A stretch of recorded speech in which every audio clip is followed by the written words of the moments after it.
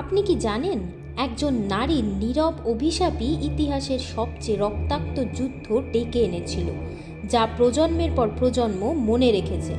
কুরুসভায় যখন দ্রৌপদীর বস্ত্রহরণ হচ্ছিল, চারপাশে রাজা, যোদ্ধা, গুরু, সভা ভর্তি ক্ষমতাবান মানুষ, কিন্তু কেউ প্রতিবাদ করল না।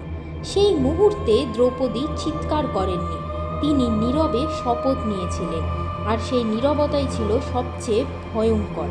তিনি বলেছিলেন, যে সভায় নারীর সম্মান নেই সে সভা ধ্বংস হবেই, সময়ের অপেক্ষা মাত্র।